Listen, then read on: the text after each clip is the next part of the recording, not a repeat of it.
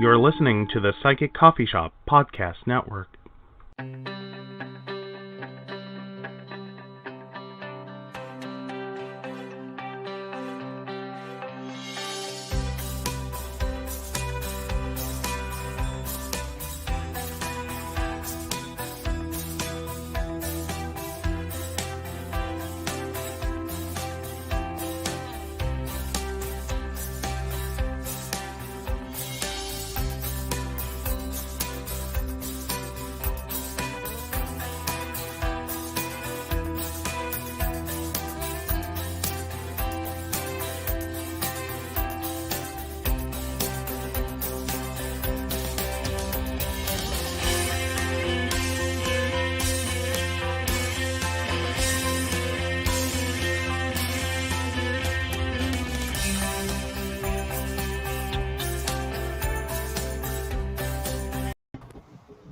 Well, good evening. Welcome to Psych Coffee Shop. I'm Aeson Knight. Of course, we've got Techy Joe in the co-host seat, and we've got Jeanie tonight here with her book, Bully-Proofing You. This is a big thing. It's a big issue now, even more so. In my opinion, than it was when we were growing up, Joe. Hi, Jeanie. Welcome to the big screen. Tell our baristas a little bit about you, how you got into writing about this. Oh my goodness. So when I was younger, I was told in elementary school that I would never make it through school, that I was too teachable. And I had so many learning disabilities that school was a huge struggle. And I was also 6 foot tall. I also wore glasses. I was a cancer survivor. I had a speech impediment. I had all kinds of issues. And so when they told me I wouldn't make it, it was at that time devastating. But as I look back on it now, it was absolutely perfect because it ticked me off. And I was like, you don't decide, I decide. So, but that life of bullying and problems helped prepare me to be a teacher. And I was a teacher, a high school teacher for 17 years. And I saw the devastation that bullying can do. And I decided to transition from the classroom to the stage and do something about it. So that's where the book came. Cool. Yeah, and bullying was different when we were kids, because I think we're within the same age range. When we were kids, yeah, there was bullying going on in school. You had to pick your label. You know, everyone got a label, and everyone had things they got to, pick on each other about. And then about middle school, the boys start picking on the girls or guys that they like. That's not how it is today. It is like savage. Yeah. And so my belief is what has happened is when things happen on social media or even road rage. I mean, we have road rage too. But what happens is there is a disconnect between the fact that that's a person that I'm talking to, where, and I believe that hurt people hurt people. We have a lot of hurt people right now. We have a lot of people that are not dealing with negative emotions very well. And so they take that out on other people, and it just continues to escalate and grow and spread, and it is horrendous. Right. And it gets even worse. Now, I cannot imagine someone saying you'll never graduate school. I mean, but now I'm looking at, we're getting reports, and there's this new app called bark.com that allows parents to free monitor their social media. And they have built in for suicidal thought possibility, suicidal suggestions. And I'm like, what is going on? Why do we have 8-year-olds telling other 8-year-olds to kill themselves? Yeah. And the problem is that parents don't always know what to do. And so the best thing that you can ever say is when your child comes home or your child says, hey, mom, or dad, in your case, so-and-so called me whatever name it is.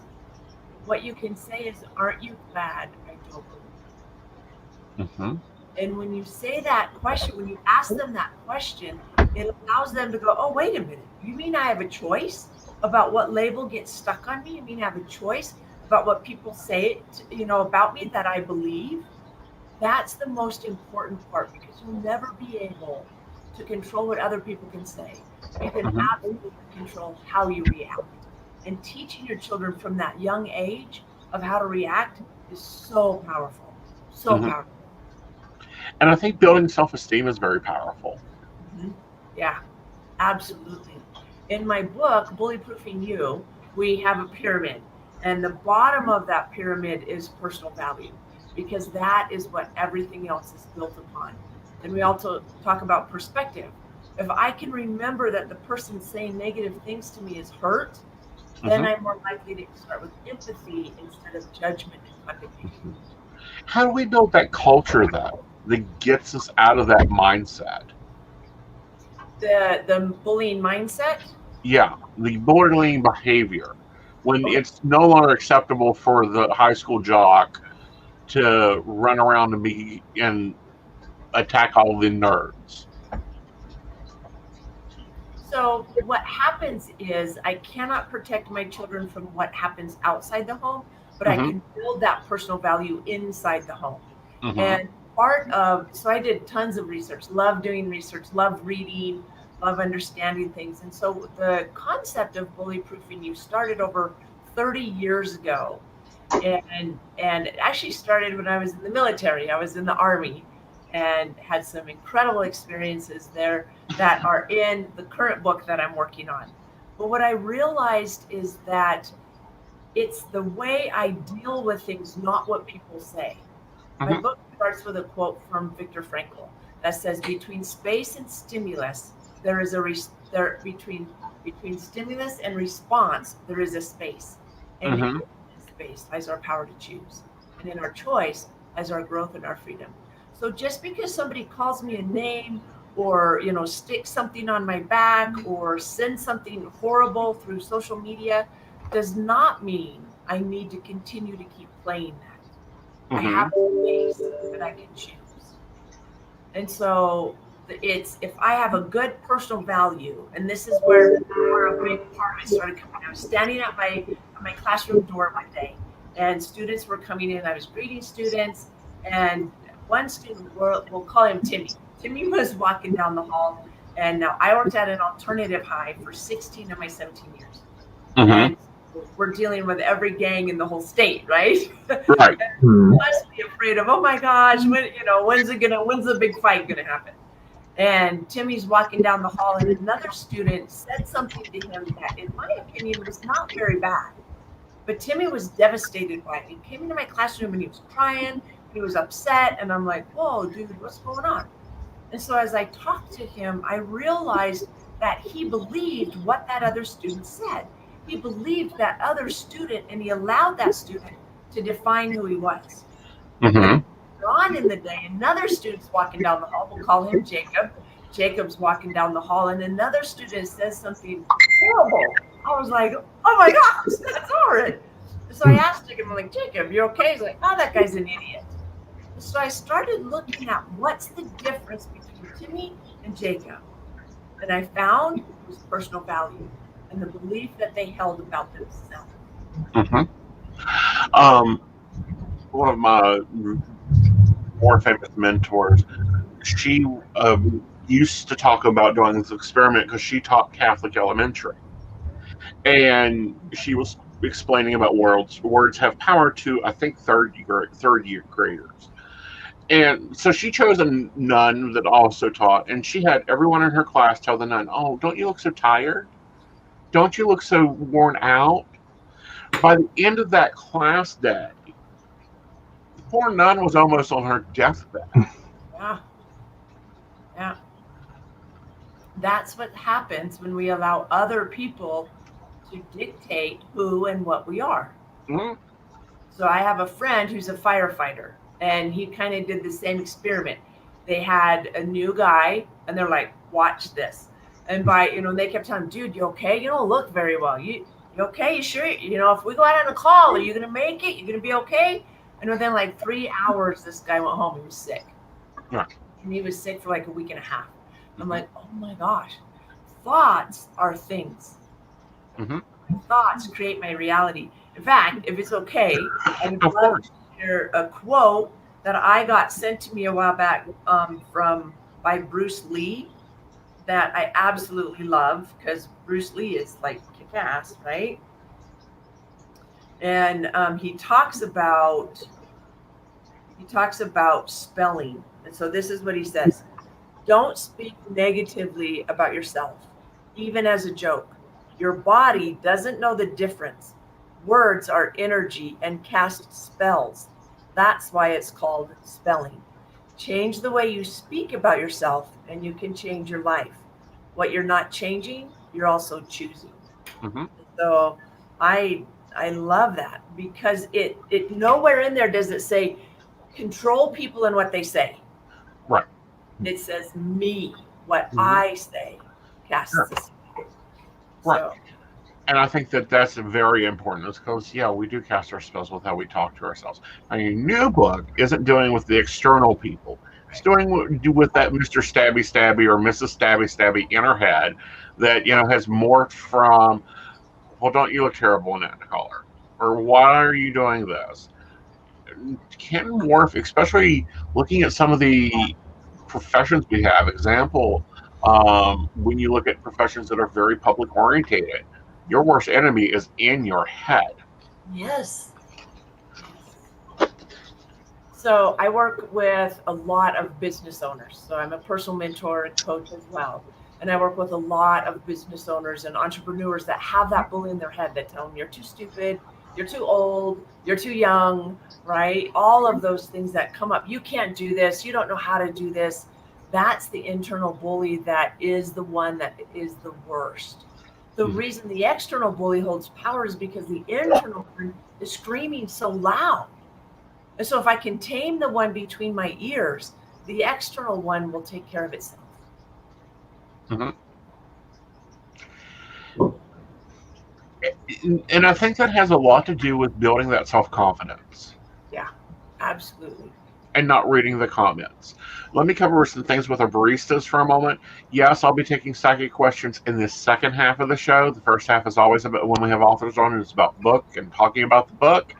If you guys have questions about her books or her speeches, because she is a public speaker and classes and does a lot of things, feel free to pop those in. Otherwise, we'll hold the questions for the second part.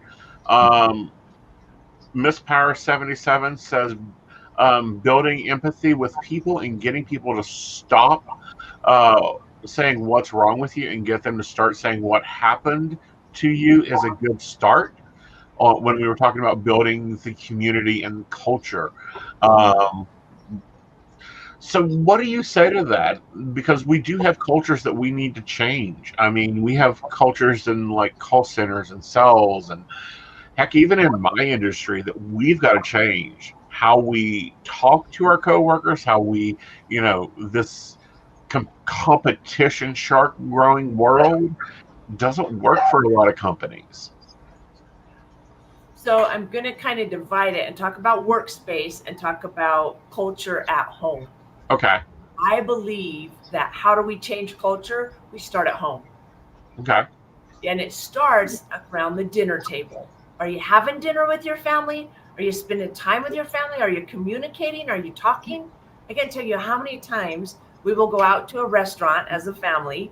And what happens is you'll look at the dinner table and everybody at the dinner table is on their phone. They're not. And I'm like, and I always ask my kids, hey, are they texting each other? I'm like, put down the phone and talk. Mm-hmm. We at our dinner table tonight, we were talking about the difference between conversation and talking. They're different. A conversation has give and take. A conversation has thoughts. A conversation hopefully elevates as you continue to have it. Whereas talking is just jibber jabber. It doesn't necessarily go anywhere. Right. So well, and sometimes it's not even an exchange. Like I went through that with a friend of mine in which I finally love her dearly, but had to tell her one night, if you don't put down your phone, we're not going out to dinner anymore. And she's like, why? And I said, because, and this is several years ago, like this is quite a ways back, just at the beginning of like the normal smartphone situation. And I actually, and I'm like, because I stare at the top of your head for an entire meal, and I don't see the purpose of spending $30 to go out to eat, to talk to someone's head. Yes. Amen. Amen. So, like, that was one of the first things, and sadly, tonight was actually the first time we broke the rule. Very early on in our relationship, we were very much. I made it that we don't do phones at the table. Like, I'm an IT guy. I've got technology all around me all day long. Right. Mhm. I just need no. Like, turn it off, push it away. Like, I will not be like second to anything when we're having us time. Like, so I'm Amen. totally there with that. Yeah. But I do want to back up just a little bit. You were talking about negative self-talk, and where are your thoughts on the kids? Because I kind of ended up there. Like, I was a 100-pound kindergartner. That's a big kindergartner. And what I quickly learned as a coping mechanism was self-deprecation. Like, if I say it about myself, then what's the point of you saying it about me? Because I've already made the joke, and I can tell you a better one. As to the long-term effects of that, because I'm starting to notice, like, it turned into something else later. Yes, it absolutely does. I do not like self-deprecating humor. I don't like it.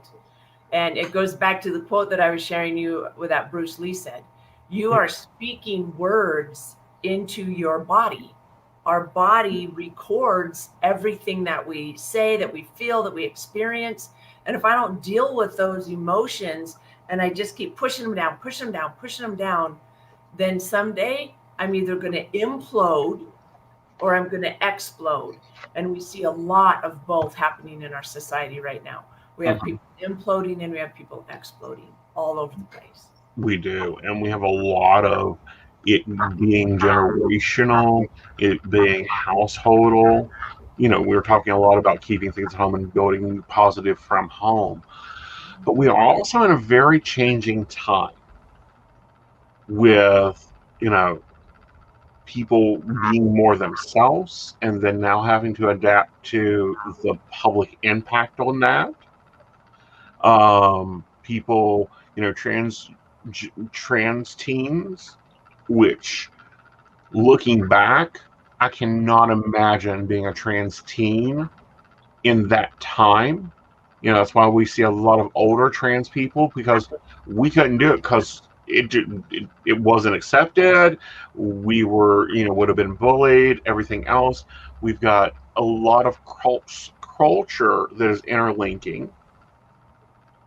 And it's like, this is savage. I mean, it is bad when on RuPaul's Drag Race, they're having to bring a therapist in to talk to them about this because of their fans that is going to be hitting them on Twitter, that is going to be hitting them with death threats and, oh, that outfit was terrible, you should just go kill it.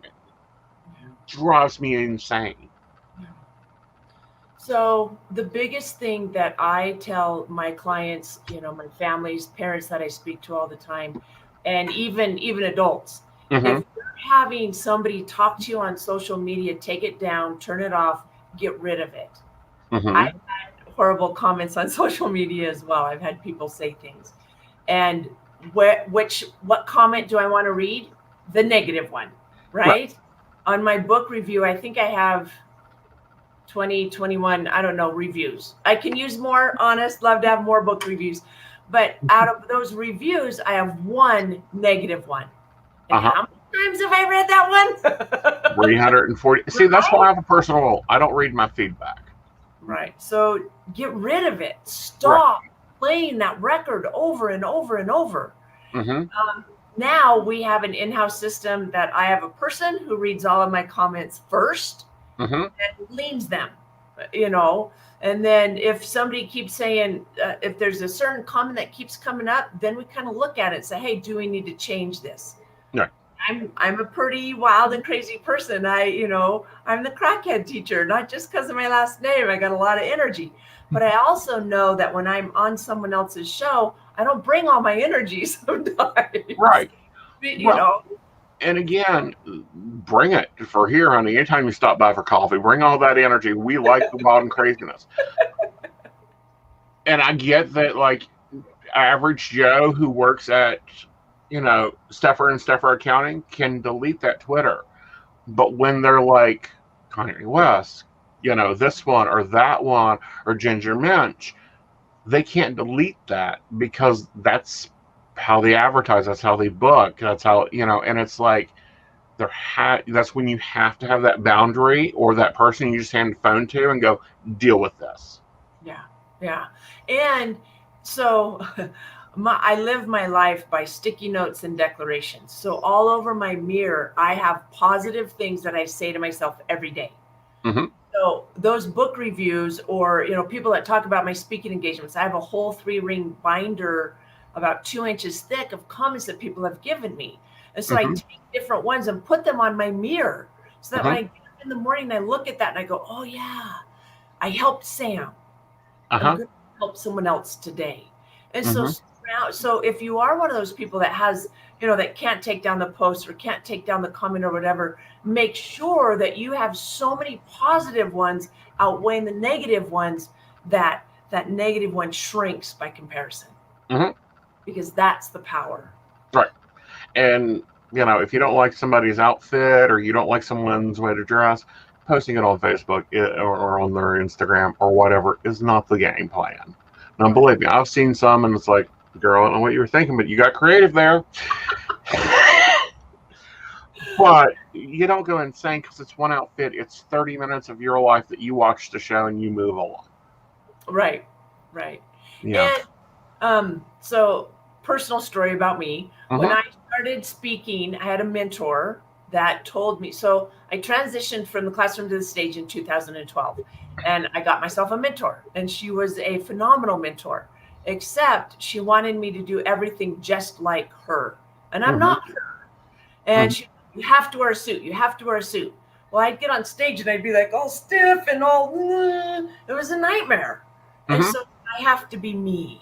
And so if I wear something that I love and somebody else doesn't like it, okay, that's your issue, not mine. Right. If I'm trying to be someone else and dressing to please other people and someone makes a bad comment about it, that stings. Yeah.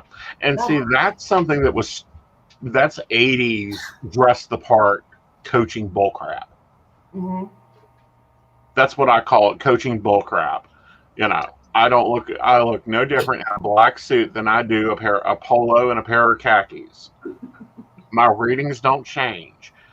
In business, you have to wear pearls on a skirt. I swear there's some women that are still stuck in that. I think that we actually have a story of kids in business because they sell pearls on a skirt.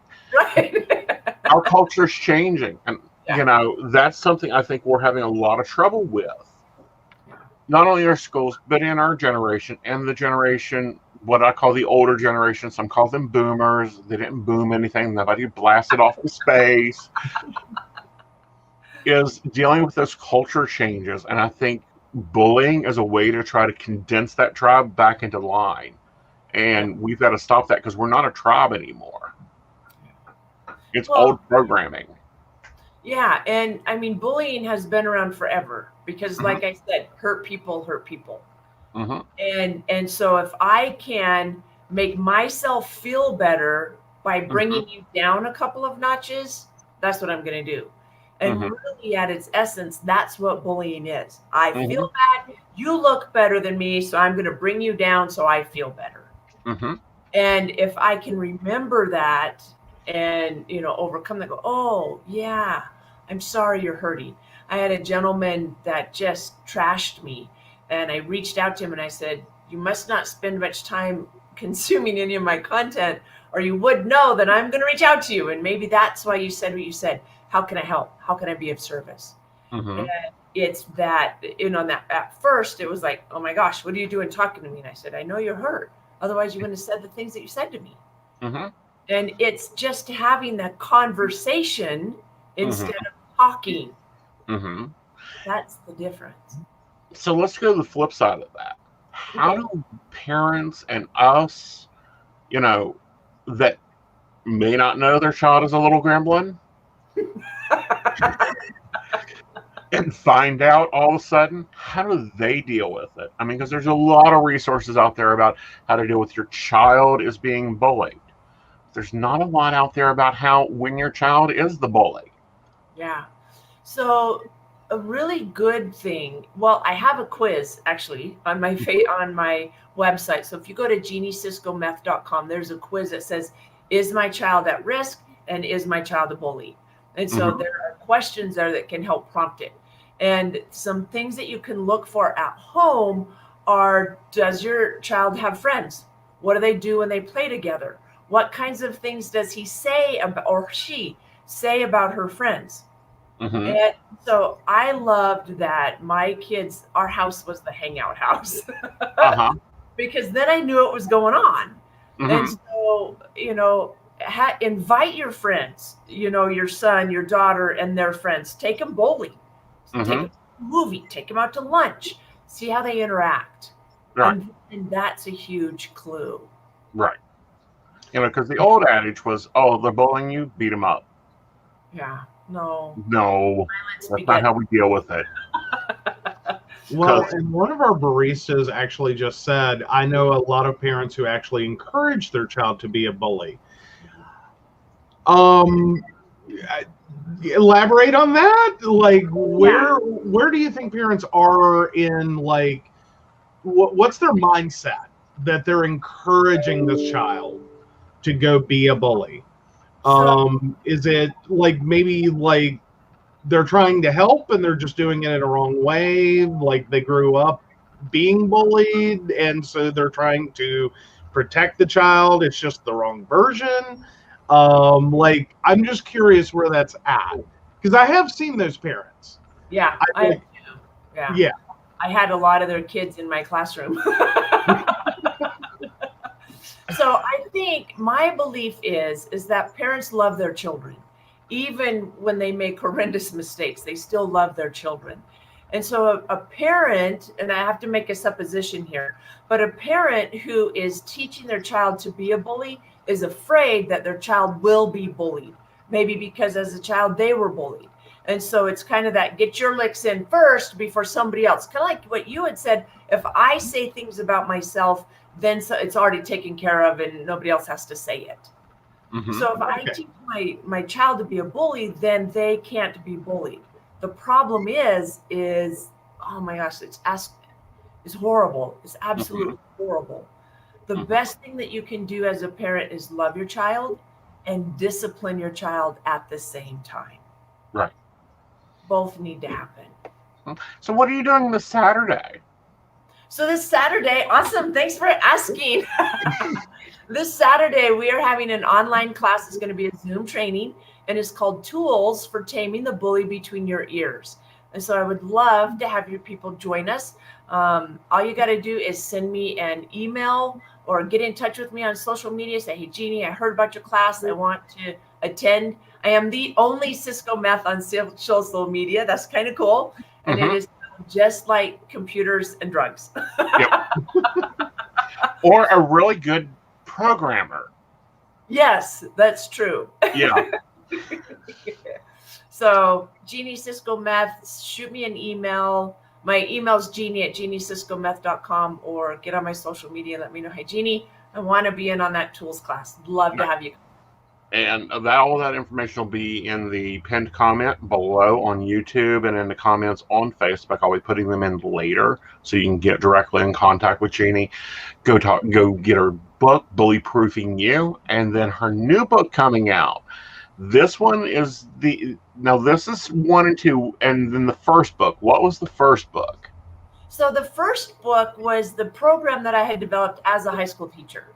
So there's a few personal stories in there, but really it's stories and research that I collected to help my students. This book is all about my bullying journal and things that I learned and how I implemented them so that I could get on stages and write my first book. Because if I hadn't tamed my bullies, it never would have happened. I wouldn't have made it through school. So Right. And I feel that one is probably more geared to the professional having to deal with children and adults who are bullies, or Yeah, no, it's having to do with that internal bully.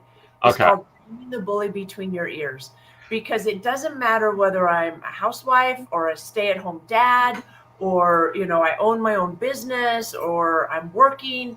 We all have that little voice inside our head that tells us we're not good enough. Mm-hmm. And so this is all about taming that bully. Wish I could learn how to kill it. Haven't learned how to kill it yet. But taming that bully and having it quiet so that it's a small voice, just like the negative comments, quiet that voice so that the positive ones can come out, and then I'm more likely to take the action that I need to take. Mm-hmm. Awesome. All right, darling. Well, thank you for stopping by. Now, come out when the new one comes out. I wanted to hear how you're doing. What's up? Guys, check out her class this Saturday. If you're looking at anything on the podcast, check the show notes for her links and stuff. If you're seeing on YouTube, it'll be the first pinned comment. You have a great night, Jeanie, and well, thank you so much. Thank you so much. Thank you. All right. There we go. That was a cool author. I like having her on. Cool. Very cool.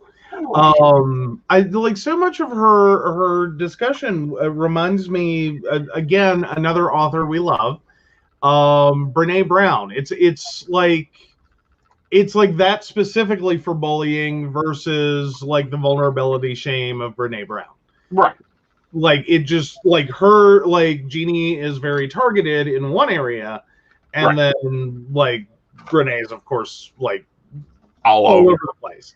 Yeah, not but same vein, same way of reading, like the research, the personal stories. I love this format of books. Of course, I have Brene Brown on my must-read list that you would have gotten last issue of Under the Tables of Dreaming. And this issue, we have the top 10 movies. And that is a Patreon exclusive. All right, guys, so questions are open. Midnight Rider, if you're still with us, I require your birth date and a specific question. Hello, Mika G. Hello, Kathy. Hello, Miss Lover 77. Either that or MSL Plover. And we'll go with Miss Lip Lover 77.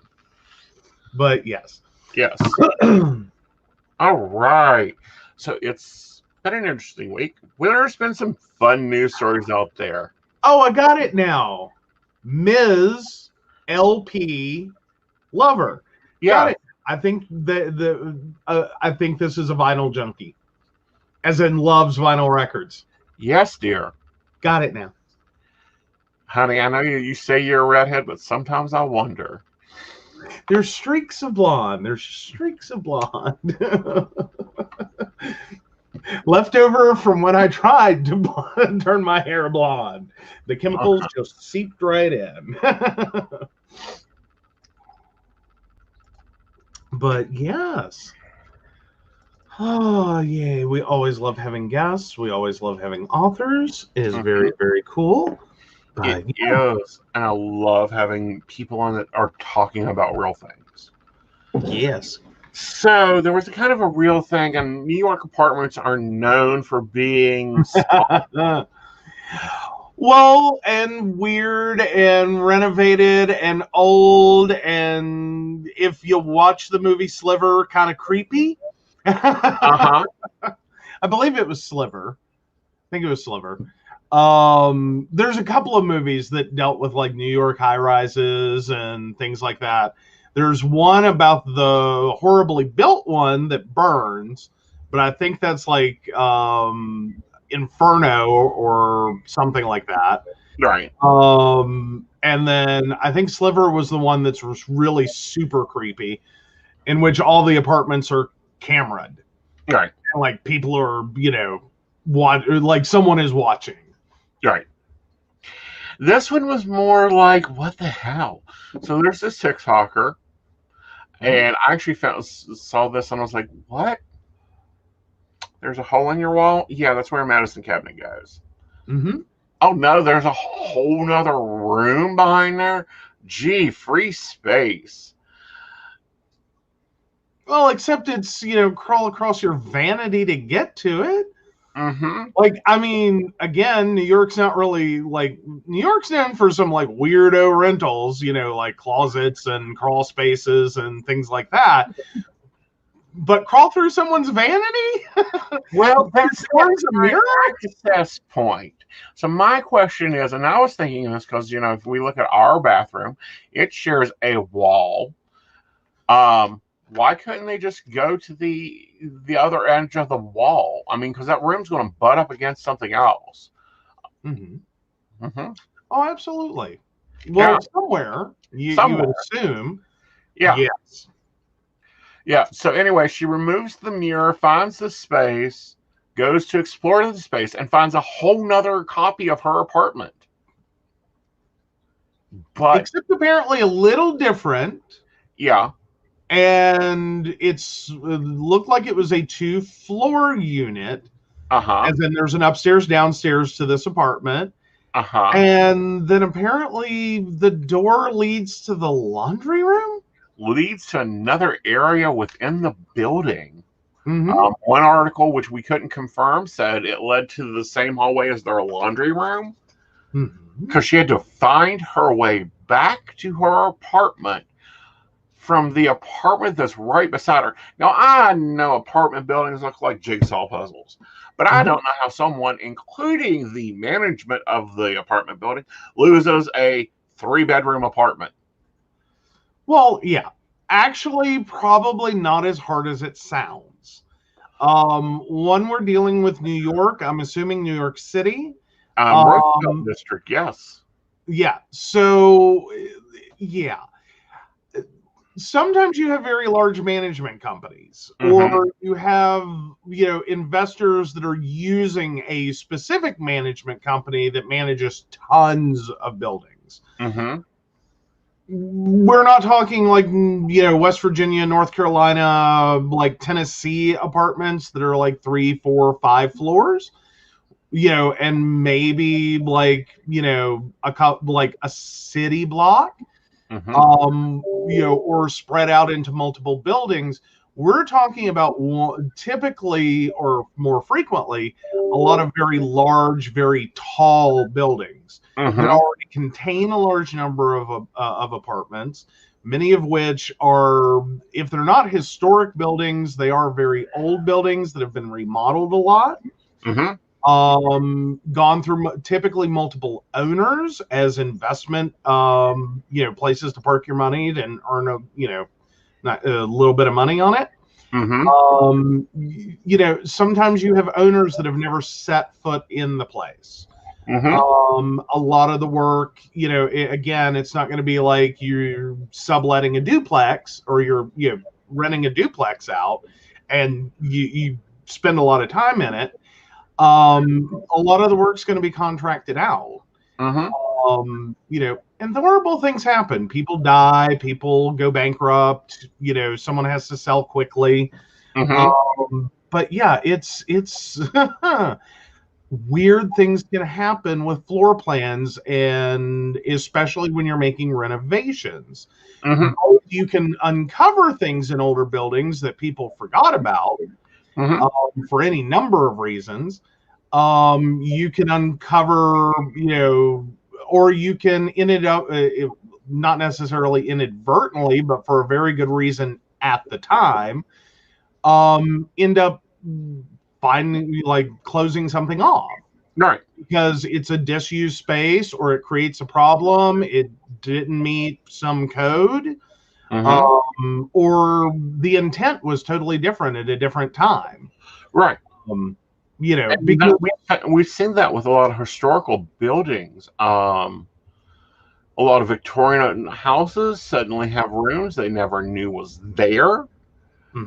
A lot of spaces that they assumed were, you know, well, that's just how the room is. No, that's not how the room is. There's actually a room in between the room. Yeah, basically, you have to spend a fair amount of time. It's not all like quick and easy, like Jessica Fletcher murder mystery. 5 seconds in, you figure out that I walked 20 paces down this side, but I only walked 10 or 15 paces down this side. in two separate, like, where's the rest of the space? Sometimes you have to spend a long time in a place to realize that something's not right about this room. And before it dawns on you. Right. And, here's an easy one for me. I had bought an older trailer. They had replaced the heat system. And they never redone it to give me a walk-in closet in my master bedroom. Okay. The older heater had taken up a lot of room and a lot of space. The new one is tiny. No, the new one is tiny. Yes, new heater. They didn't redo that space. I took the wall out and I had a huge closet. Absolutely. Well, and then you also have to realize New York, and depending upon the building and its history, like, you can run into buildings that change in importance, shall we say. Like, what might have been 75 years ago, for instance, the place to live, the well-to-do neighborhood, depending upon the time, you may have had servants' entrances and servants' quarters. And again, that's where a lot of the renovations can go a little wonky, is you end up with, like, double entrances to apartments or subdivisions of apartments because the size of the apartment no longer meets the market. That what you might have had in, say, 1950 or 1930 would be a space that is meant for a family and a maid and a cook, and because you're well-to-do, this many years on might be running a little lower down, the social ladder. Right. And Madison, I need a birth date, honey, and we'll take and answer the questions here in a second. Absolutely. But no, it can get interesting and weird, the things that happen, because sometimes it really is. I hate to say it, but landlords to some degree are cheap. Right. As in, if the tenant's never going to see it, why should I spend money to do it? Right. Like, you will find in most apartments that you will run into things, especially the older or even rental houses, the older a space gets, you'll run into things that are just hidden. It's not in like a whole room, but it's like and this is a perfect example of that. They took out a medicine cabinet because, I'm assuming this space at one point had a cute little medicine cabinet, probably with 2 lights on it, that the door open, had little shelves. We all had them. And then all of a sudden, somewhere around the 90s, I believe it was, the thing that everyone did was the big giant mirror. A lot of landlords just ripped the medicine cabinets out. Very few actually bothered to do anything more than put a cross brace between the 2 studs, if there wasn't one there already, which there should have been to mount the medicine cabinet, but that's a whole nother story, because there are actually instances in apartments where people would push against their medicine cabinet and knock their neighbors out. That's a different story. Right. So if they did the stringer or had the stringer, they just put 2 screws and hung a mirror. Right. And that was their total mirror to, or medicine cabinet to mirror renovation. And like the tenant will never see it. Right. Why would the tenant care? Right. And, why would the tenant even take down the bathroom mirror? I mean, who takes down a bathroom mirror? But at the same time, it's like, excuse me, that other part of that apartment that you lapsed off there. Yeah, that's, should have been left. Oh, but the rent would have been too high, so you couldn't rent it. I think this is where that rental market idealism just doesn't click in. Well, and there's also an issue sometimes with apartments. Space demands go through different changes. And exactly what you're talking about is it's not particularly that an apartment would have been too expensive to rent necessarily, but it could have been, that's not what the market was. The market's looking for a 2-bedroom or a 1-bedroom, and that's all they want. They don't want anything else. I need more units that sell to this market. Right. And that can very easily be things that happen. Yeah. Versus now, when people would more likely be like, you'll see couples they're looking for 3-bedroom apartments, 2 offices and a bedroom.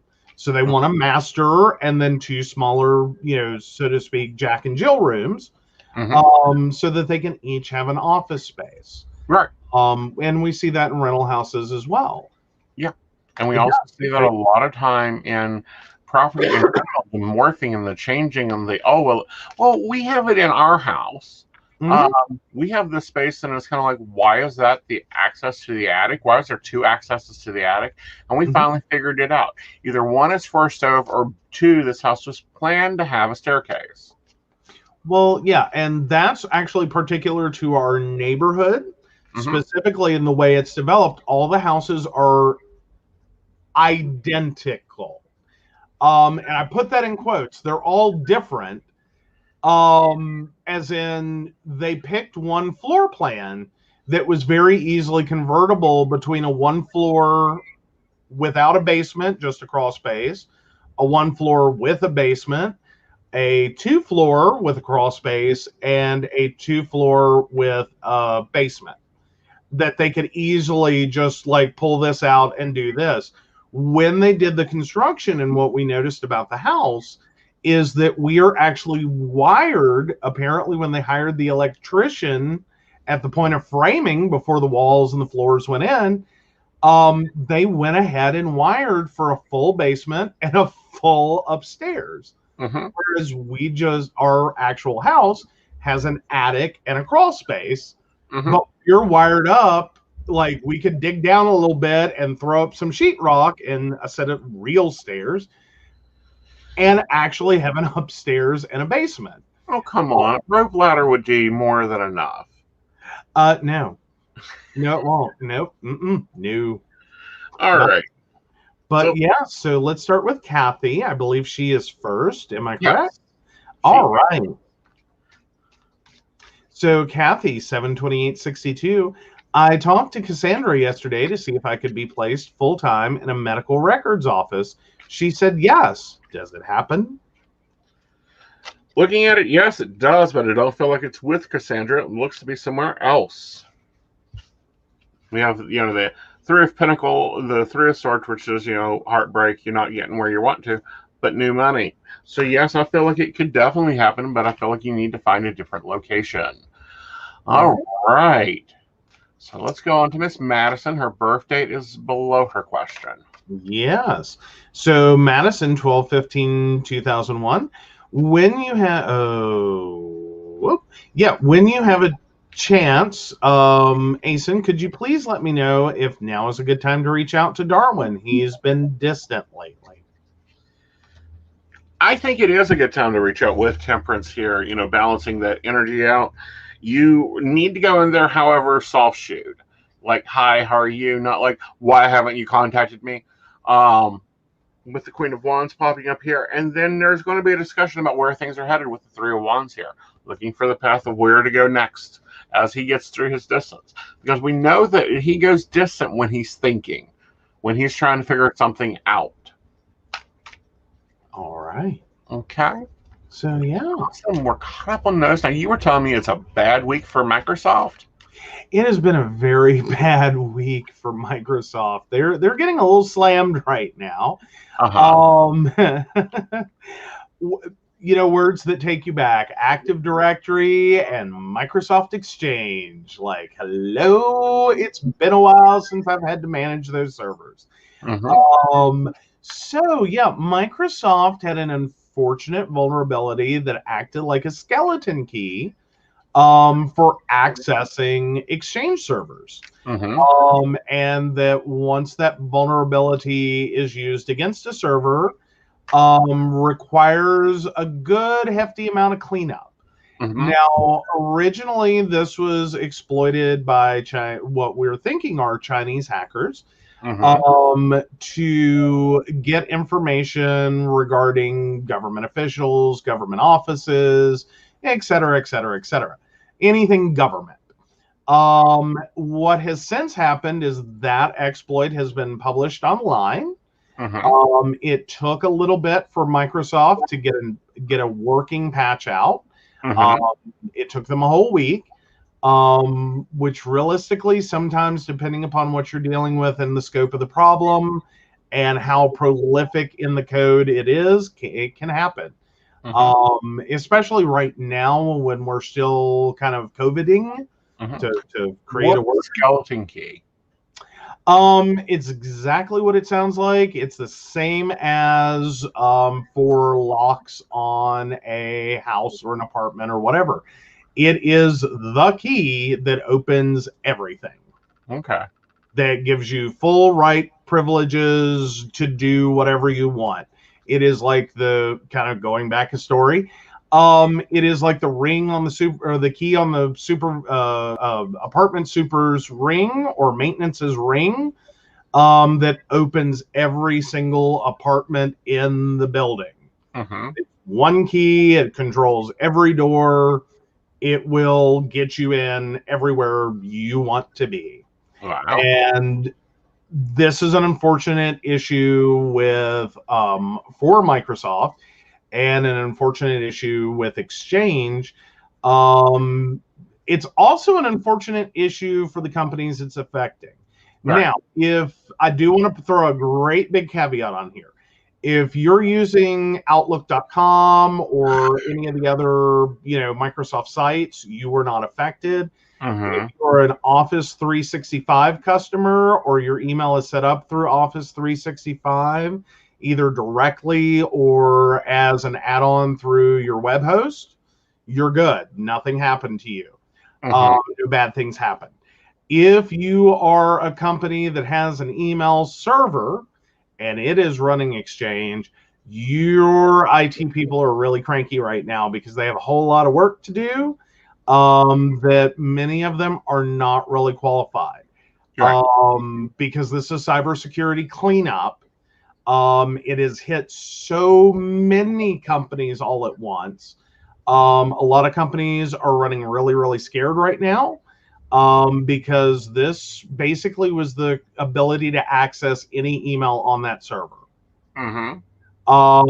So companies are worried about trademark infringement, copyright infringement, information being leaked, extortion attempts / attempts to sell that information to competitors. Right. It's really freaking a lot of people out. It was bad enough in the governmental sector and for national security, issues that would create. It's also very, very frightening to companies that are on Exchange as their organizational email system. It's kind of freaking a lot of IT people out. Right. From IT experience, right. Exchange servers, I will go ahead and tell you, are fairly set it and forget it. They were a Ronco product, and that was 10 years ago. They were like literally you set it up, it works, you add accounts, you delete accounts, you clean the junk mail off the server, you run the updates.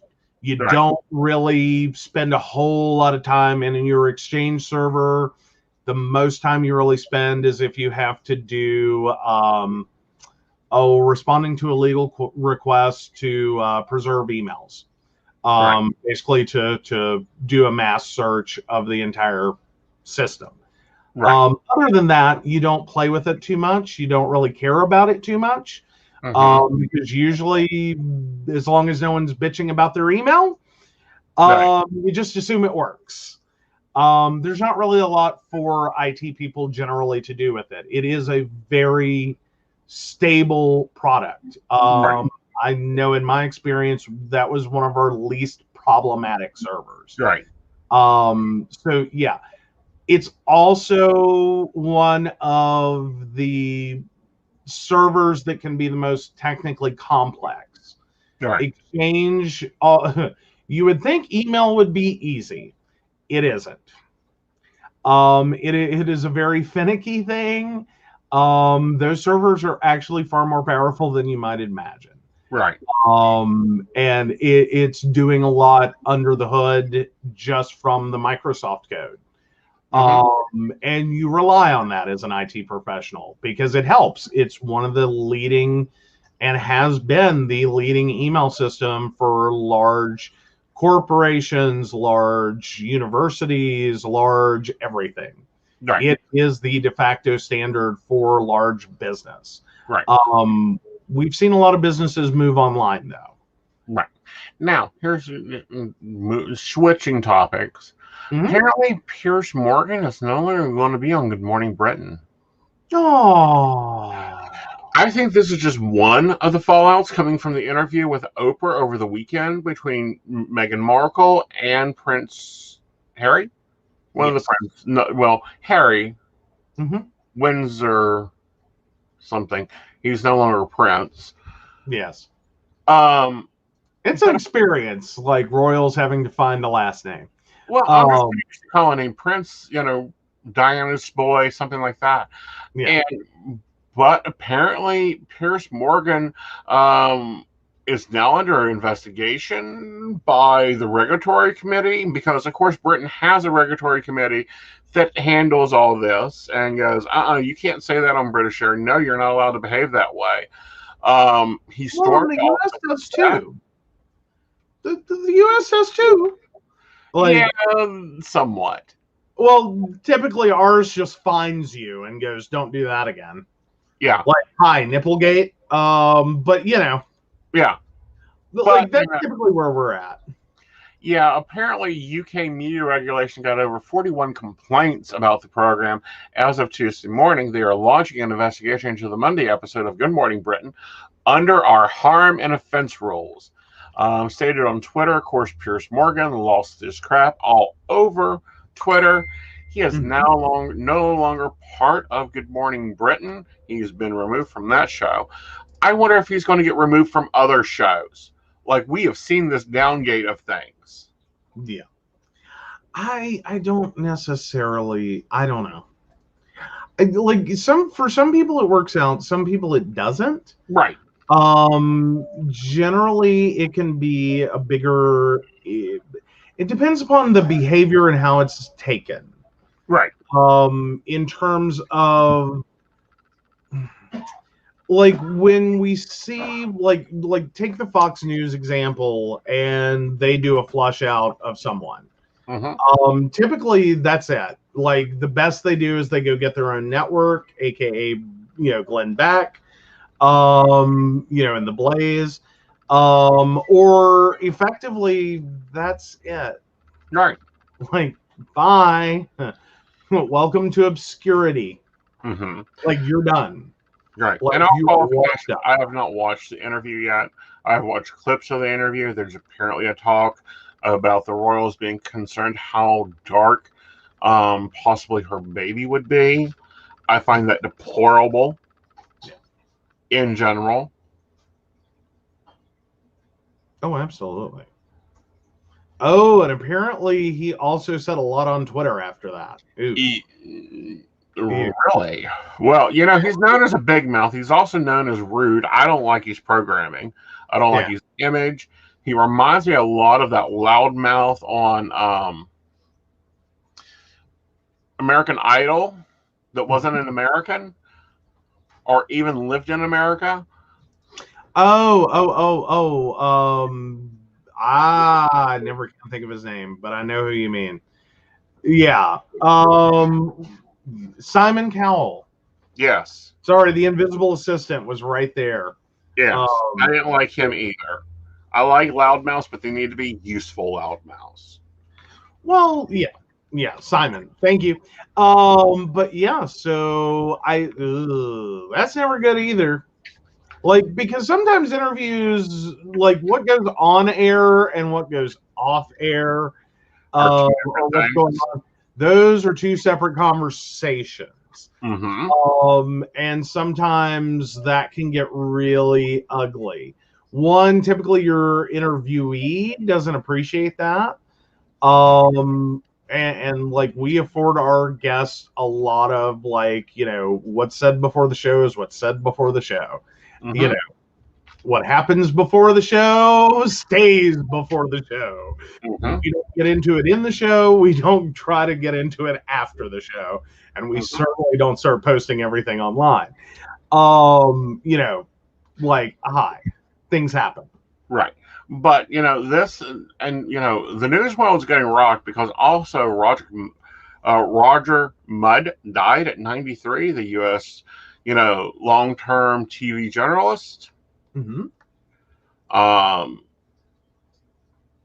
was the Walter Cronkite of Premier Subscriptions at CBS. He was also a newspaper journalist. He done a lot of different things. And, you know, these are positive influences. You know, he was around forever. It's been a scary couple of years for losses. Like, there's a lot there. Well, I think Barbara Walters needs to be wrapped up in bubble wrap and maybe sealed off. I think we need to also protect, you know. No, don't seal her off. Don't suffocate her. Well, seal her off from infectious diseases. Well, yeah. I mean, put her in a nice filtered air bubble. You know, the same for Betty White. Yeah. They could be ward mates. Oh, yeah. Like, I don't know. I'm thinking there should be like a Hollywood fallout shelter. Preferably like owned and operated by Hugh Hefner.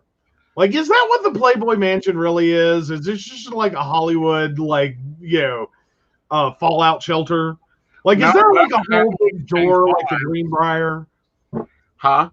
Like, is there a whole big door in the Playboy Mansion that turns it into like the Greenbrier, where it's like, and this is our fallout shelter? No, but there could be a secret room in the grotto. No, we've done cameras in every angle of that grotto. There is nothing else in the grotto but rock. Like, unless there's a trap door that someone has to swim down to. Like, I think they've covered the whole space. See, agility test. There we go. I don't know, though, but with things that happen in the grotto, do you, like, I mean, how bad does the event have to be before you want to swim all the way down? Like, I'm sure that no matter how good that pool boy is or pool girl is, whoo, the things that have happened in that pool. I'm just saying. I'm sure it costs a pretty penny to like run chemicals through that. Like, and that's just from the spray tans and the perfumes, the lotions, and the dye. I'm just saying.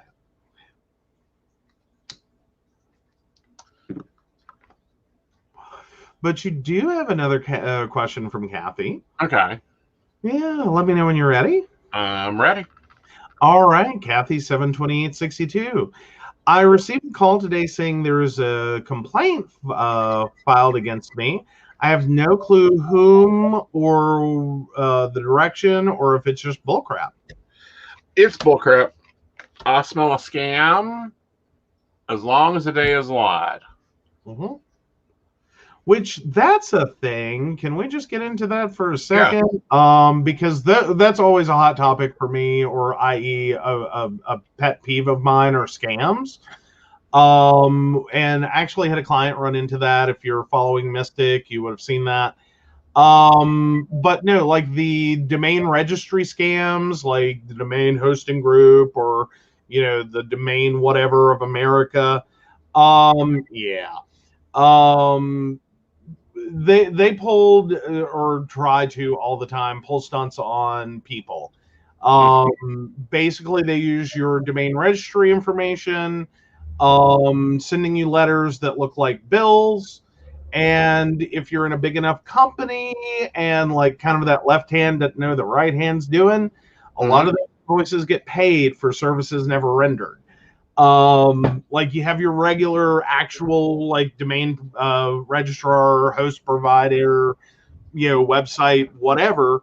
And you're also paying this company because you think that's part of it. Then you run into like the other scams, which a lot of those are phone based, which are I'm calling from Microsoft. There's a problem with your computer. They never seem to be able to tell you which computer. Just a side note. Both of them. I had one of them say both of them. I said, all 10 of them are infected? They flipped out. Yeah, really.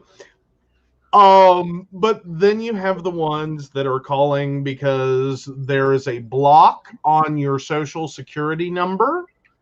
That is a scam. Do not even. You will get the ones that say there's a warrant out for your arrest, or the alternative is, and it's more popular towards older populations.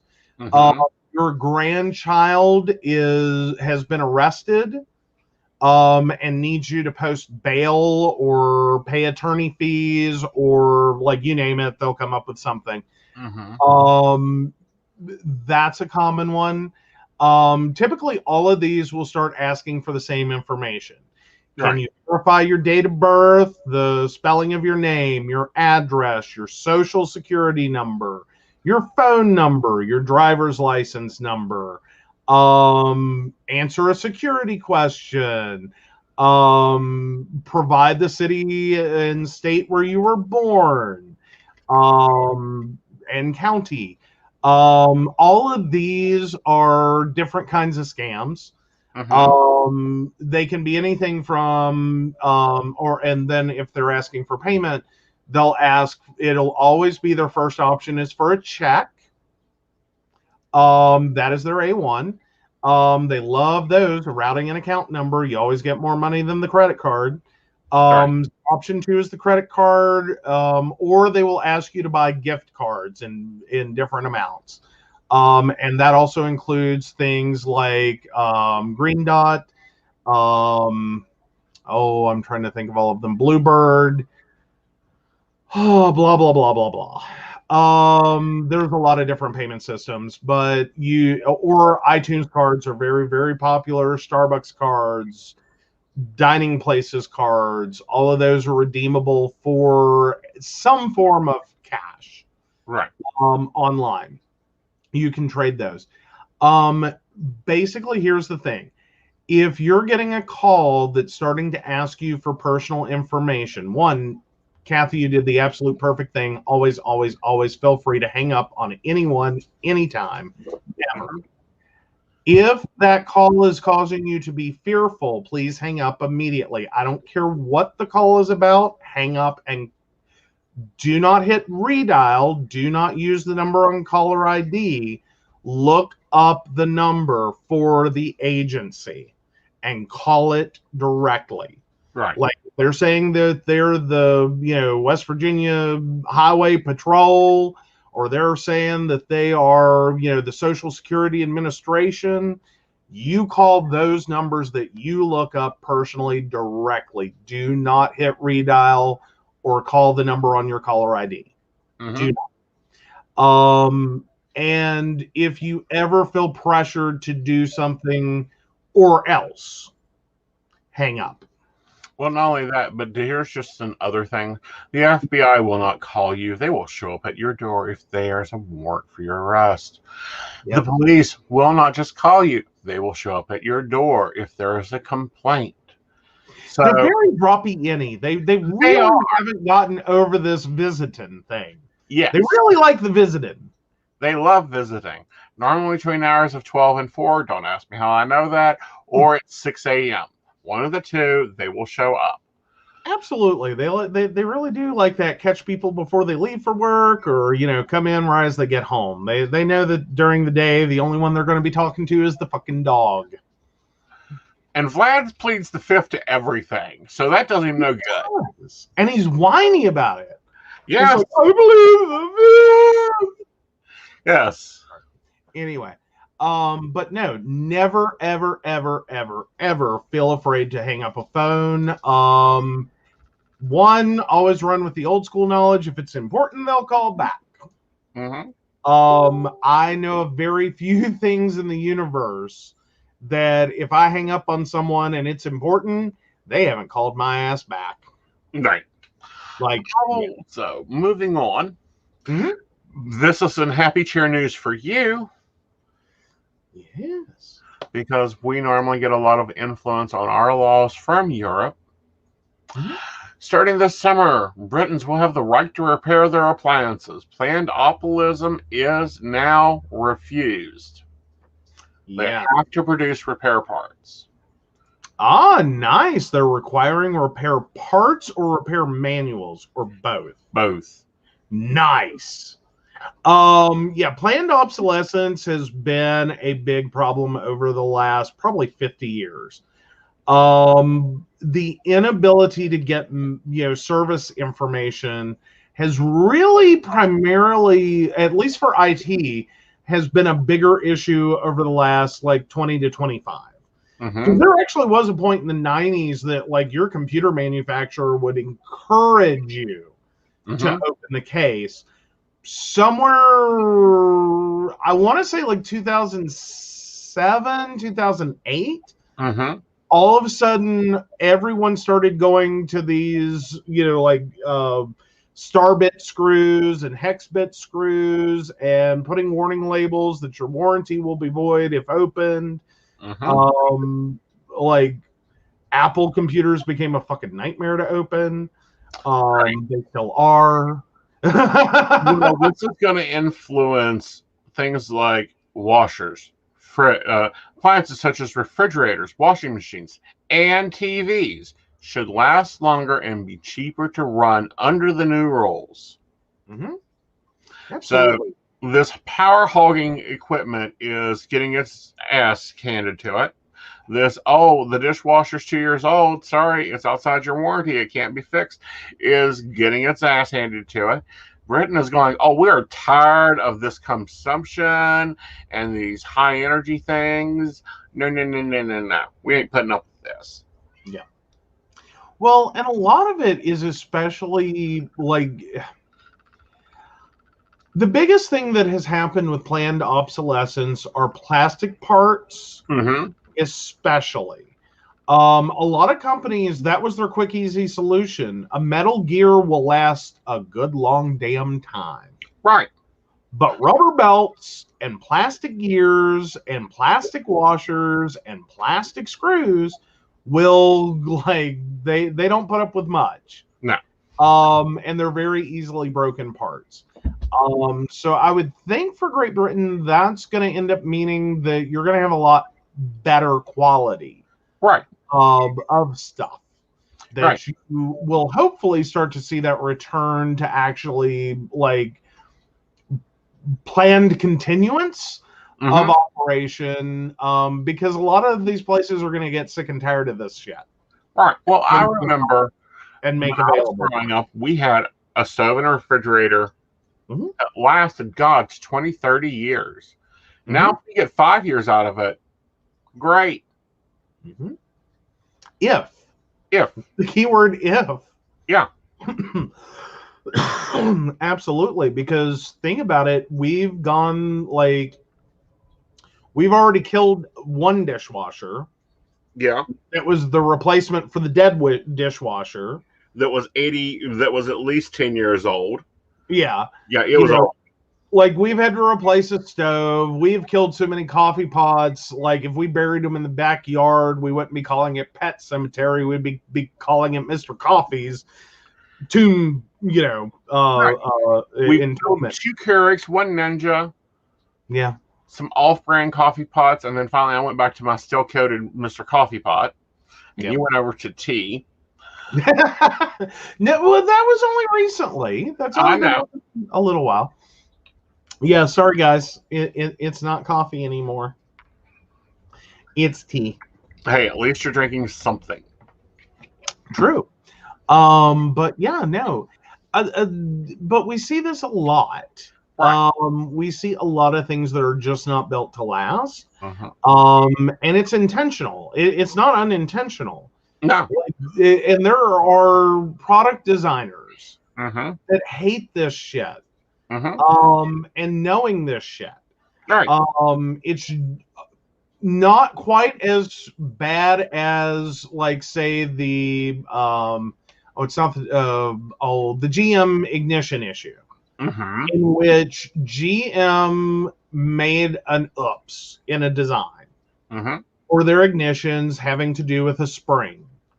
To cut costs, they went with a lower quality spring, not realizing how much of a different, or a shorter spring, I believe, not realizing the difference it would make. Right. Once, once a few people had died because their cars cut off, right. This was brought to their attention. This is the problem. This is the 40 some cent piece that we need to replace. And GM sat down and did the math and realized that for the few people that would actually be able to sue and win in court, it was cheaper to pay the wrongful death claims than it was to replace the part. Right. So they refused to do a recall until they got investigated to hell and back. Well, and it's like we've seen with the airbag issue. I'm sorry, I still remember cars that after about 5 years, you didn't need a key. Heck, there was one car, I'm not sure I even gave him the key when I sold it because we never used it. Well, and there have been cars that have had issues with that. Yeah, GM being the one we're talking about. Yeah, GM kind of went from one extreme to the other, because I do remember GM's having a big problem there. That, I remember the GM keys were always thinner. And I know more than a few people that had to replace their ignition because their key broke off. Right. I don't ever remember, and that's is with my grandmother. Can I point this out? That woman could break anything. The one thing I don't ever know of her breaking off was a key in an ignition. Right. But and that's an old school key, though. But even the new school keys, I give her credit. She never broke one of the chip keys, even. I know. And I was proud. Do you know how much pride that inspired? Hi, I'm where is it? 1 second, guys. I have already. I have a 2016 vehicle. This is not what my fob is supposed to look like, guys. I have broken my fob. Yeah, but that's a bad design. Well, it is, because what's actually, because this is where the keyring holder goes. There's supposed to be a pretty metal piece here. And it's held entirely together by this tiny little piece of plastic, which if I can get it up there, you can see, maybe, where it's broken. Right. And it's because, there's just a tiny, tiny, tiny piece of plastic that's supposed to hold this metal piece, solid metal piece, into it. Right, but if you look at the line of where the key ring is supposed to go through, it's not big enough for a key ring to go through it. No, it's not even good for a key ring. It's the stupidest design ever. But what I'm noticing is now that, and apparently this is a structural piece that is broken, or that has been removed. This is half the weight of the actual fob was in that big chunk of metal. And it was also apparently a structural piece, because what I'm noticing now is I'm having problems. Hi, this is supposed to flip out like a Swiss Army, or like a switchblade. Sorry if I can get it there. That's supposed to flip out like a switchblade. It's quit doing that. And the other thing I've noticed is that when I'm turning it, the whole thing flexes now. Yeah, so we're going to start using Aeson's key. Yeah. And that one's going into the T-box. Basically. But I'm a little upset about that, because this part I can get fairly cheap. Yep. The programming, this is $70 right here. And please keep in mind, I call this cheap now. I've owned vehicles that had more expensive replacement parts. I've owned vehicles that had more You've expensive. owned vehicles. Yeah. This is $68. The key should transfer out of it because it's a blank that pops out. But it is $150, if I remember correctly, just to get my new one, if I buy one, programmed. Right. So instead of breaking that one, we'll just carry Aeson's key because neither one of us need a key all the time if you're behaving. But yeah, planned obsolescence. Yes. That's what this is.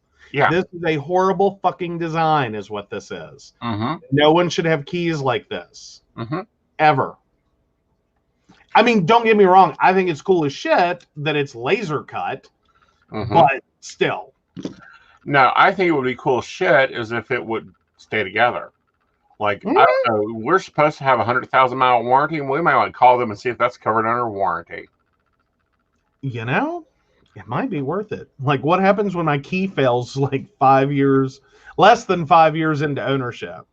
I'm sure they're going to tell me, oh, no, you have to buy another one of those. We don't cover that. We'll find out. Never know. They cover weird shit. Sometimes. Yep. Sometimes. Alrighty. Let's see what else has been fun news. Because I wanted to have a little bit of a light news story. Oh, light news stories. I mean, we've gone from bullying to... Well, the third stimulus check, which I've not even gotten a second yet, won't have Biden's name on it. Wow. Really? You know, the sad part right now, though, is that means that they have to take Trump's off of it, so it's just as problematic as, like, if his name were on it. Like, it's probably easier if they just go replace the signature in the name than it is to now pull it back off the stupid check. No. But considering most of us will be getting direct deposit or debit cards, that seems to be the route they're going, is they're trying to speed this up a little bit, and instead of issuing checks, they're doing debit cards and direct deposits more. Right. So, yeah, gotta appreciate that. Of course, the shaman isn't getting out of prison. The what now? Oh, the QAnon shaman. They're keeping him in jail. Yes. Are they still feeding him organic? No. Is his organic option now peanut butter? Yeah. Okay. I'm just checking. I'm curious. And apparently Major didn't like one of those security guards, so he bit him. I love this dog. I love this dog. I'm sorry he has so much attitude for a dog. It's lovable. Well, he's a German Shepherd. He was adopted from a shelter. And apparently he has bit a Secret Service agent and is being sent back to live with friends and with family friends in Delaware after Major is involved in an incident on Monday, reacting in a way that caused a minor injury to White House Press Secretary. According to White House Press Secretary on Tuesday, she says both dogs would be back, but it is unclear when and if their trip was routine or because Major's minor transgression. We see this with German Shepherds. German Shepherds do not like new people. Well, and it also makes me wonder, what did the Secret Service agent do? Right. Like typically German Shepherds aren't known for necessarily, like, they're very cause and effect animals. Yes. Like they don't bite for no reason. Right. Like that's was typically he being aggressive towards you, like a stance? Was he just pissed off? Was he acting with attitude towards our president? Like, this German Shepherd isn't just going to snap at somebody. Typically, no. No. Like, that's not, like, that's a trait that they try to make sure it doesn't get out, because German Shepherds will rip you apart. Yeah. Like, that's part of the rest of their training. Right. Typically, if they're used as, a service animal of some kind, from, drug sniffing dog on around, right, is they can tear you apart. Right. So that's, like, for a family pet, that's not a trait you want, Right. And that's also not a trait that typically you get. So typically, if a dog, if German Shepherd especially, bites, it's not for no good reason. Right. Like you crossed a line somewhere. Right. And here's the question I have, because we have Vlad. Vlad is very protective of me. And Well, you guys, I don't know that I would call him super protective of you. uh-huh. He's very jealous of your affection towards others. Exactly. Like he has to be the one receiving the affection. Right. Like, yeah. Yeah. Because I don't know. I don't see Vlad necessarily aggressive. Now he will get angry. He doesn't like new people immediately. No. Like he has to see you interact and it has to go well. Right. Otherwise, he's like you're the fucking mailman for all I know. I don't care. You're in my room. You're in my space. You're around my shepherd. No. Yep. Like he doesn't like my uncle. My uncle comes up. He's ready to eat. So I'm wondering because he got him on the hand. What did the Secret Serviceman do? Did he play too rough? Did he go to reach for the president? Maybe the first lady? Because German Shepherds are normally a lady's dog. I don't know. Yeah. That's going to be a hard one to sluice out, but I'm sure that it's something they're going to be looking into, like what set the dog off. Like I would say there have been a few people, a few dog whisperers contacted about and it's the president. There's got to be video. There's always video. There has to be video for someone to sit there and look at and just be like, yeah, okay, I see it. I know what happened. Right. Like, this is what you did. And yeah, you don't want to do that in front of this dog. This dog takes that as this. He surprised him. Oh. He must have approached the president from the back. Okay, so the president reacted. Right. And then the dog bit him. The Secret Service agent. Right. Okay. So yeah, the dog fed off of the emotion, saw the emotion, registered the emotion, took it as a threat. Mm-hmm. So is it bad to say that a German Shepherd is apparently a better Secret Service agent than a Secret Service agent? No. I mean, No. This is the classifications of dogs. I have Vlad now because I don't need, but I enjoy having a good dog. If I get more public, you will see Aeson sporting a German Shepherd, not an American German Shepherd, a German Shepherd or a German Rottweiler. Happily. Alrighty. Well, and Rottweilers can be scary enough. Like they take a fair amount of training, but by God, they can be some of the scariest dogs, even when they're being nice. Right. Tell about Mama. Yeah, Mama's a fun puppy, or was a fun puppy. That was one of my brother's dogs, and she understood conversation that was not directed necessarily to her. She understood everything that my brother said, and what was going on around her, and understood context. Mm-hmm. She immediately identified who I was, Joe, and when my brother said, "Hey, Joe, come here," she came over, grabbed my hand in her mouth very gently, but scarily, because like, haha, Rottweiler.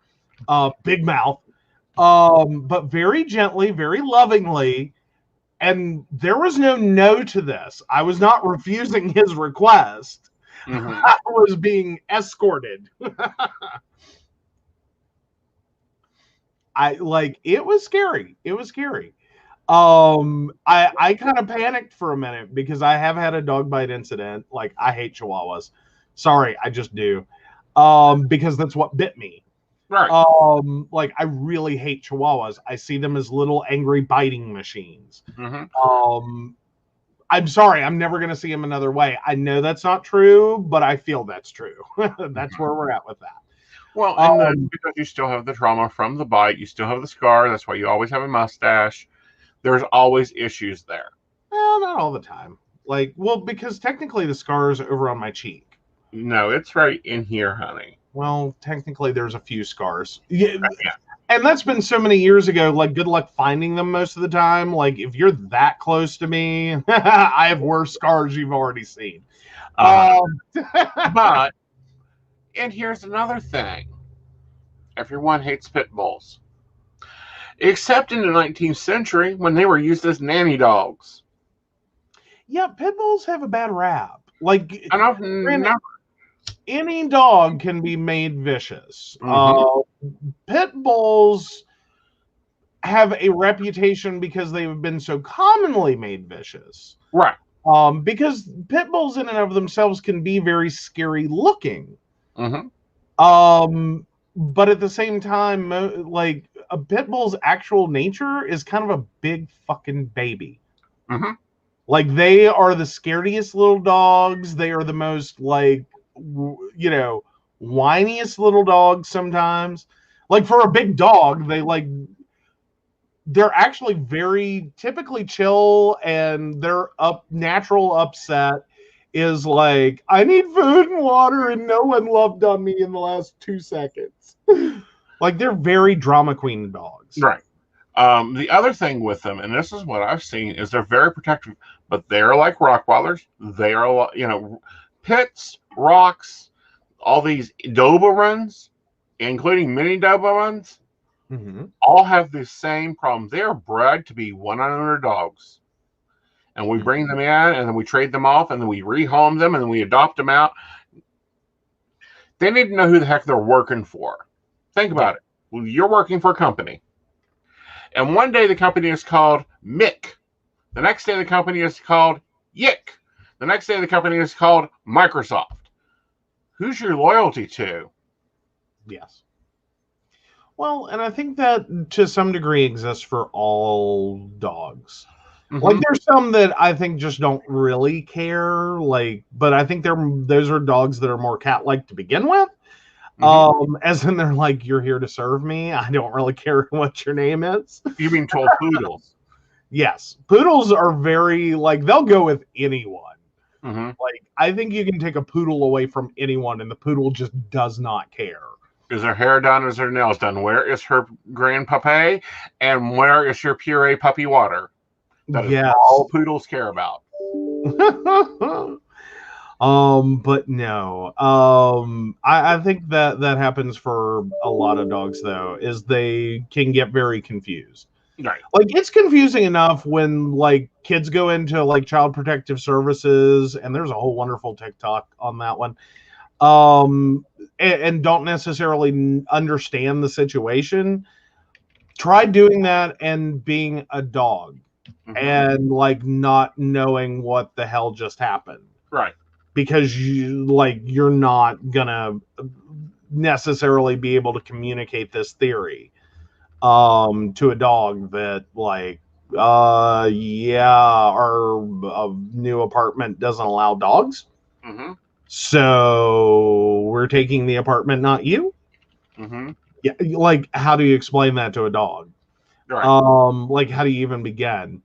So no, I think it does become a very big problem for a lot of dogs. Because we also see dogs that have a very big problem with loss.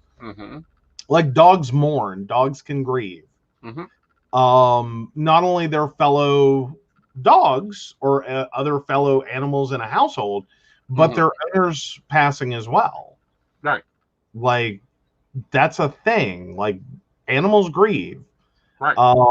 Like, for lack of a better word, like, they become sad because, like, they don't know where someone effectively is. I get the third degree every time I walk in the door.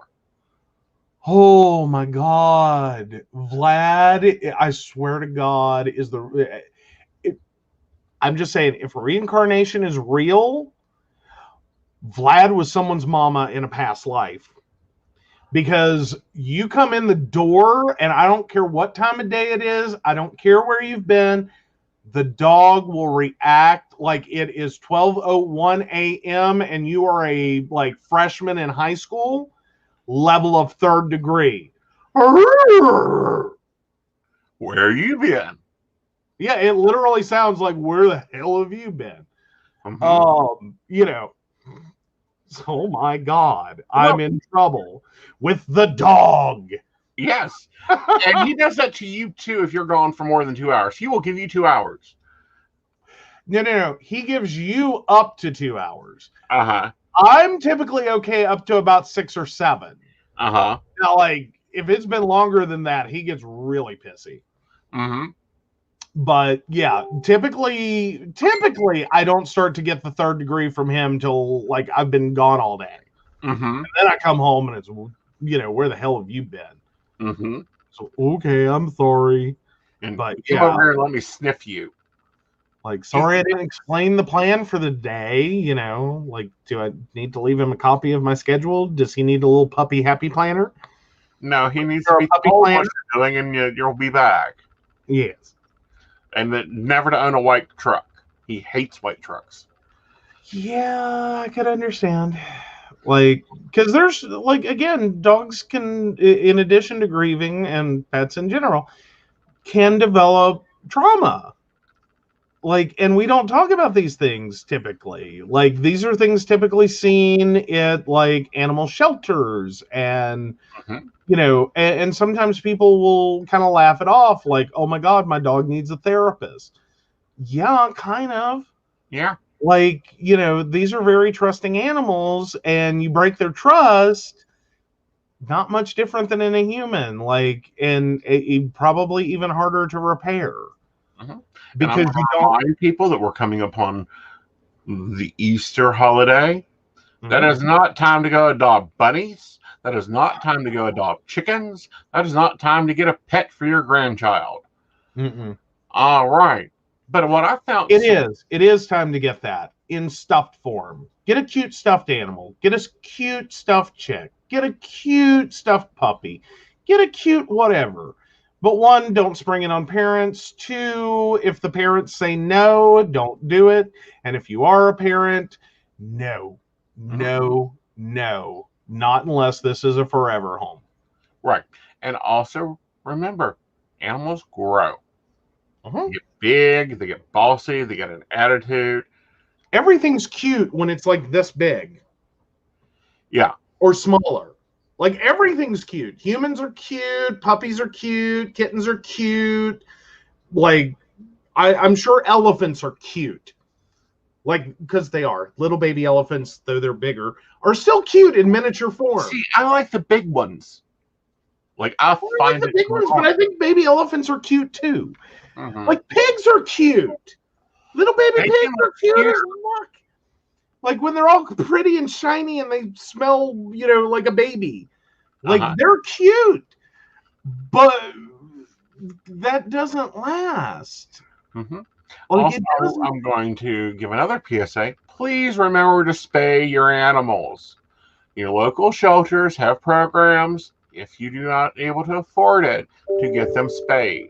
Get them spayed and neutered as soon as they are at the safe body weight. Yes. And then we got a question. Okay. A quick one, not a card question. But do you take your animals, kids, traveling with you? Depends upon how you mean traveling.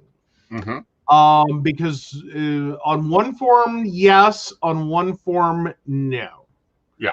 The dogs will go for short rides. They used to go for them more. You're still a little uncomfortable. You're afraid, I'm going to freak out because there's a dog in the car. Well, I want to get a seat cover for the back seat in general. But so that Vlad can get back to going to Kroger's and Dollar General, and he likes when we go to Family Dollar because he gets to watch the big trucks. Mm-hmm. Vlad, when Aeson was driving a car by himself, Vlad went everywhere. Mm-hmm. We have a really nice soul, and I'm trying to keep it really nice, and he hasn't learned to wipe his feet yet. Well, he hasn't learned to wipe his feet, and he does better getting in and out of cars. Yes. He's a little afraid of jumping up into the soul. Yeah. Because it's I think for him it's an odd space. Like it's high enough, it encourages him to jump. Mm-hmm. But I think he's afraid his jump is going to like smack him into the door frame or the roof of the car or the tailgate. Right. Because I've noticed that seems to be his problem, or he doesn't have enough depth in the vehicle. Right. To jump successfully. But if we get a car seat cover for the back seat, he can come through the door and he's much more comfortable. Right. Yeah. So, and then as for longer trips, typically no. Right. And that just has to do with our typical long, or used to be, our typical long trip is going to be an all-day trip, and it's not going to be a really puppy-friendly trip. We don't really vacation. That's why I wanted to throw in there's multiple definitions of travel. Right. But you would definitely, we would definitely take them for a day out. Mm-hmm. We would definitely take them if we're having a day out without any issue.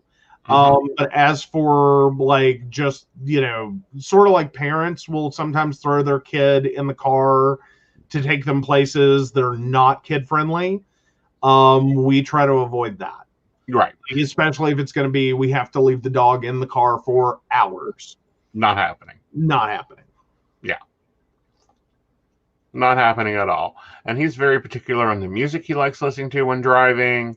He's just a cranky puppy when it comes to him and his limousine. Because he's very much, I do not sit in the front seat. I will be driven around. You can get over it, Daisy.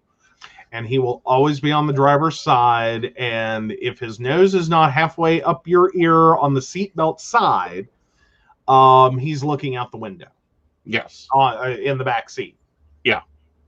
Those are his two positions. He doesn't travel. He doesn't jump. Now Prissy is the funny one. Mm-hmm. She's the same for the back seat. She stays in the back for the most part. If she tries towards the front, it's just like the division between the seats. And it's usually just, I want attention. Right. She doesn't jump up front or do anything like that. She doesn't run around the vehicle.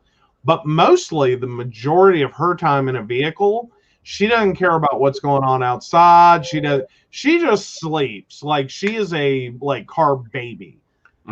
You put her in the car, you start moving, and she is out like a light. Yep. I think it's the best sleep she ever gets. Especially if the sun's out, because she loves sunning in the back seat. That she does. Now, I just looked up something and I found it really weird. Do you know what the most bitey dog is? Oh. Chihuahuas, poodles? No. Oh. I would figure it's small. No. Small things typically bite more. Oh. It's on my get list. Oh, dear. Is it a retriever? Labrador retrievers. Aww. Does it actually quantify that or qualify that as to what kind of bites? Are they hand bites because everyone tries to grab at them? Oh, fair. Dog gets confused. Well, dog gets confused. No, I don't want to be touched by you. Well, not only that, but don't touch my owner. Don't come near my baby. No. They don't have hands to slap people, so they got to nip. Well, basically. Yeah. Well, and it does make me wonder, again, qualified, if even though they may be the most common biter, what is their severity of bite? Right. Versus, because I think that's a category that would have a lot of, the dog that bites the most often, the dog that bites the most viciously, the dog that bites the most unprovoked, and the dog that bites to establish dominance and be like, you ain't messing with me, I'm going to fix this before it starts. That, granted, I know they're huge, But I think that they are very good dogs as a Saint Bernard, but it's another rare breed. Well, and it's also one that is kind of hard as a house pet, like, Mhm. or an apartment pet especially. And that's sometimes the biggest problem I have for people. Mhm. Is like, realize your space before you get a dog. Like, Mhm. one, it's a cute little puppy. It's going to grow up to something that's probably Mhm. bigger than what it is now. Mhm. Okay, does that dog have enough room? Mhm. Like, or are you going to have to stake it in the backyard at best? Right. Because one, no, that's puppy prison. Right. Two, that's just not a good dog's life. And I think people kind of gave me a wide eye when I got Vlad, and it's like, no, he doesn't live outside. Get over it. Yeah. Well, and Kathy brings up a good point. A lot of people do not know proper puppy etiquette. Nah. Of course, then again, a lot of people don't know proper baby etiquette, which is, don't touch my baby. Mm-hmm. Like, you think your hands are clean. No, they're not. Don't touch my baby. Mm-hmm. And don't rub mama's bellies. Mm-hmm. Oh, God, no. Please, no. Oh, or at least be invited to do that. Yeah. Like, do you That want annoys to? me. Yeah. Because sometimes what you can find out is that she's not pregnant. Mm-hmm. And you just gave someone a really bad day. Mm-hmm. Like, don't do that. Just stop doing that. Like, no. Right. Well, and then culturally, there's also an issue. Mm-hmm. And I learned that in college. We inadvertently did that in our office. Mm-hmm. Because of the situation. And it was a moment no one was really thinking. They got really happy, Mm-hmm. and excited for the expectant mom Mm-hmm. without realizing how she intended to deliver the news, Mm-hmm. which was, as my employer, I feel I should let you know that I am pregnant and will be, out, like my expected due date is this, so I'll need to take time then. Mm-hmm. Our office got really excited and we wanted to go all out for her and be like, congratulations and baby shower and blah, blah, blah. We all got excited, not thinking about culturally she was Russian. Mm-hmm. And that is a big, big, big, big, big, big, big, big, big no-no. You Mm-hmm. do not talk about the unborn. You do not acknowledge them. You do not pay attention to them. Right. Expectant mothers especially do not want to hear about it, because to them it actually is like cursing the child to not be born. Mm-hmm. It's counting it's sort of like a literal counting your eggs before they hatch. Right. So that if you're talking about the baby, you're more likely to lose the baby. Mm-hmm. And so that's a very big no-no. You don't ever talk to Russian women about their children unless they bring it up, and then you want to make sure very carefully where they are on that. Right. Like, we didn't know. Well, what was sad is one of my bosses did know, but even she got so wrapped up in it and the American perspective that she didn't stop for 5 seconds and be like, don't do that. So, yeah. Fun things you learn. But yeah. Yeah. Alrighty. All right, guys. Well, it's been a great show. Go check out Bully Proofing You. Especially if you got children. This is becoming such an epidemic in our society. Have a great night, and we will see you Friday night for Mountain Bears. We've got some shit to throw at Joe Manchin. Bye, y'all. Hey, we got Patreons. We've got baristas we got to thank. So I know, right? So we, of course, want to thank Beverly Walker, Mika G, Kathy, Mary Winfield, Brenda Bryant, and Ashley Guest. If you'd like to learn more about the show or how to become a barista yourself, please visit PCSPnetwork.com. And if you're looking to become a Patreon, just follow the Patreon link on the site. Yep. Have a great night, y'all. See you later. Bye. Be safe. Wash your hands. Wear your mask. Get your vaccination. Absolutely. Take care. Bye.